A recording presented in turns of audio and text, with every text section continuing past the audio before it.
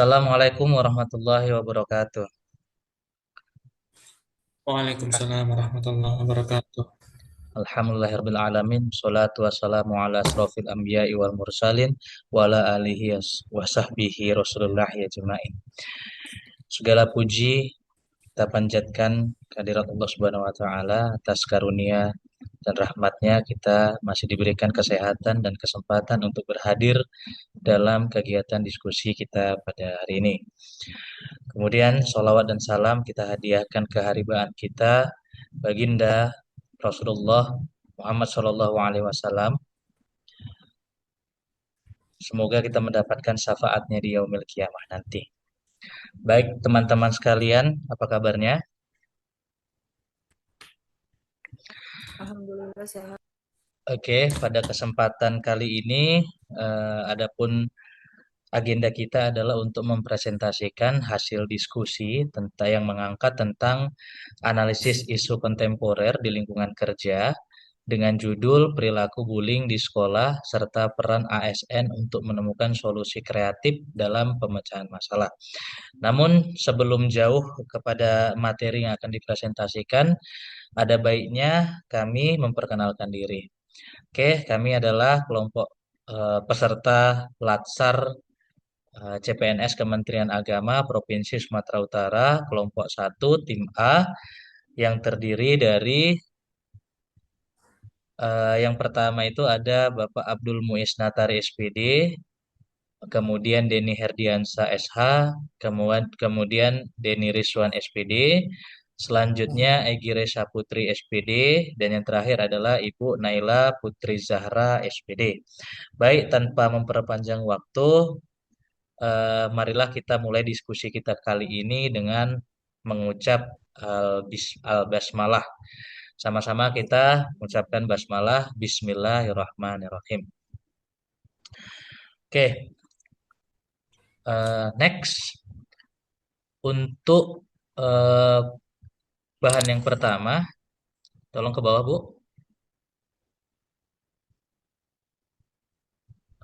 Oke, untuk yang pertama akan menyampaikan materi, kita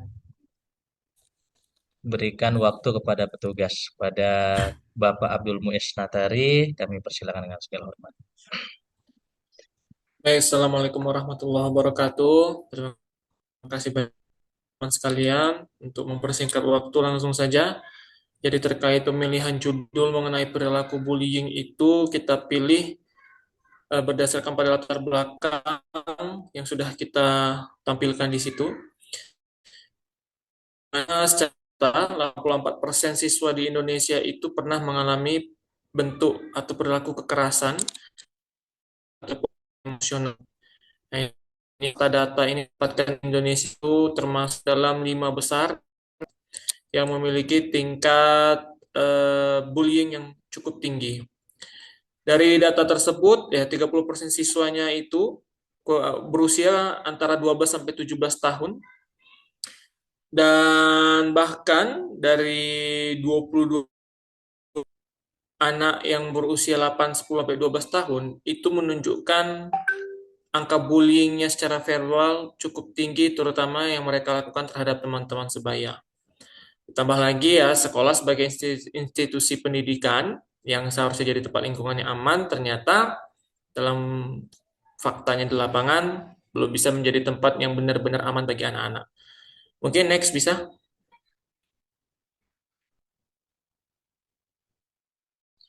Oke, baik. Terima kasih kepada Bapak Abdul Muiz Natari atas penjelasannya. Kemudian untuk identifikasi masalah akan dilanjutkan oleh Ibu Naila Putri Zahra. Pada Ibu, kami persilakan. Baik.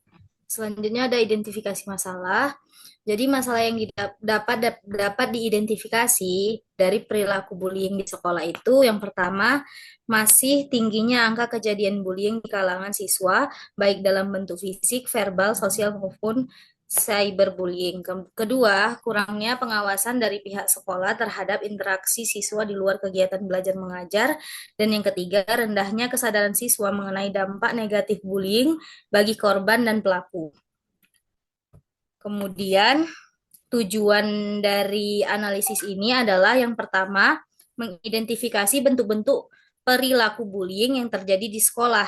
Yang kedua, menganalisis faktor-faktor penyebab bullying menggunakan metode Fishbone, di mana menggunakan diagram 4S, yaitu surrounding, supplier, sistem, dan skill. Yang ketiga, merumuskan strategi pencegahan dan penanggulangan bullying di sekolah secara efektif dan berkelanjutan. Selanjutnya saya serahkan kepada moderator. Oke, baik, terima kasih untuk Ibu Naila Zara. Slide selanjutnya. Untuk analisis masalah akan dijelaskan oleh saya sendiri. Baik, berikut adalah tabel menganalisis masalah yang kita coba menggunakan tapisan isu dengan teknik AKPL, ya, AKPL. Terlihat di situ ada 6 isu yang menjadi bahan atau materi yang hendak diangkat oleh kelompok satu. Kemudian ditunjukkan posisi pertama itu adalah bullying. Nah, ini menunjukkan apa bahwasanya bullying ini berada pada skala prioritas tertinggi, ya, mendapatkan skor 19 dari 20. Nah, menunjukkan bahwasanya bullying ini sangat urgent terjadi di sekolah. Ya, karena menempati peringkat pertama dari seluruh isu yang dianalisis, hal ini menandakan bahwa bullying memiliki tingkat urgensi dan dampak yang paling besar dibandingkan dengan masalah lainnya di lingkungan sekolah terutama. Nah, maka dari itu, penanganan bullying harus menjadi fokus utama dalam perencanaan program pencegahan dan pembinaan karakter siswa. Oke. Kemudian untuk faktor penyebab kami telah merangkum 4 dari surrounding, supplier, sistem, dan skill. Lebih lanjut akan dijelaskan oleh teman kami yaitu Ibu Egi Risa Putri. Pada Ibu Egi Rey, kami persilakan. Baik, terima kasih sebelumnya moderator. Baiklah, di sini saya akan menjelaskan mengenai penyebab dari cyberbullying. Yang pertama dari surrounding, ada beberapa indikator. Yang pertama, lingkungan sekolah kurang pengawasan di area bebas, contohnya seperti kantin, lapangan, lorong, dan kelas. Selanjutnya, budaya kompetensi berlebihan antar siswa, pengaruh lingkungan luar sekolah yang permisif. Rencana Aksi Bela Negara, ASN. Kemudian, tidak adanya ruang aman untuk berbicara atau melapor. Kemudian, dari suppliers, peran orang tua kurang dalam membimbing anak, kemudian guru kurang terhadap tanda-tanda bullying, teman sebaya yang mendukung atau diam melihat kejadian. Selanjutnya media dan konten hiburan yang menormalisasi kekerasan. Selanjutnya di sistem tidak ada SOP penanganan bullying yang jelas, hukuman atau sanksi bagi pelaku yang tidak konsisten, tidak ada program edukasi anti bullying secara rutin, laporan siswa sering ditindaklanjuti. Kemudian dari skills, siswa kurang memiliki keterampilan mengelola, guru kurang terlalu konflik, kurangnya pembekalan skill pada siswa.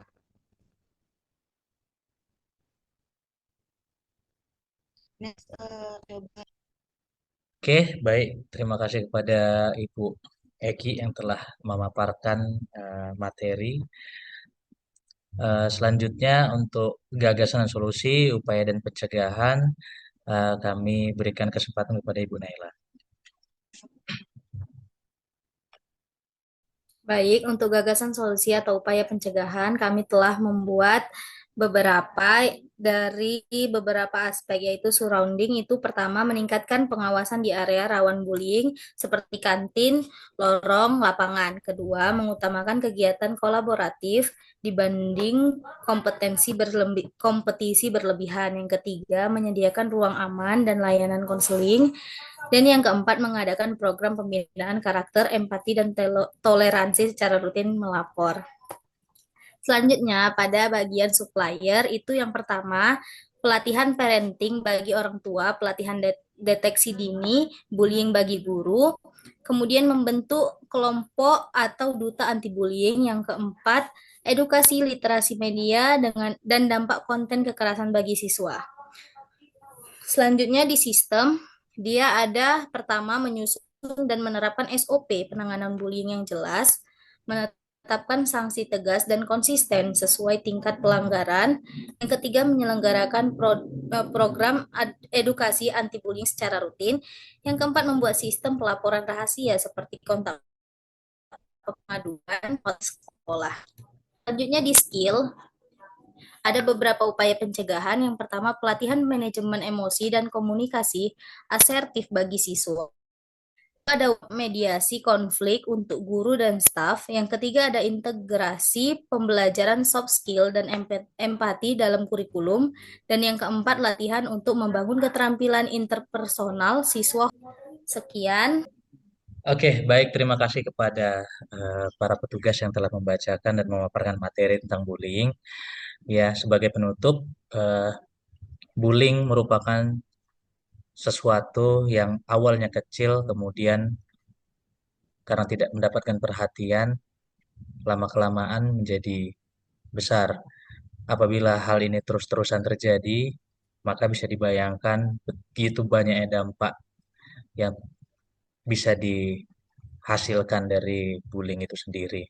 Akan tetapi bullying bukan berarti tidak ada solusinya. Solusinya sudah dipaparkan tadi, ya. Mulai dari hal terkecil kita stop bullying. Baiklah, itu saja pemaparan presentasi dari kelompok kami. Lebih dan kurangnya kami memohon maaf kepada Allah, kami mohon ampun. Kami sudahi presentasi hari ini. Kami sudahi kegiatan pada malam hari ini dengan sama-sama kita membacakan lafaz hamdalah. Alhamdulillahirabbil alamin. Alhamdulillahirrahmanirrahim. Baik, itu saja pemaparan presentasi dari kelompok kami. Kami sudahi dengan wabillahi taufiq wal hidayah. Wassalamualaikum warahmatullahi wabarakatuh. Waalaikumsalam warahmatullahi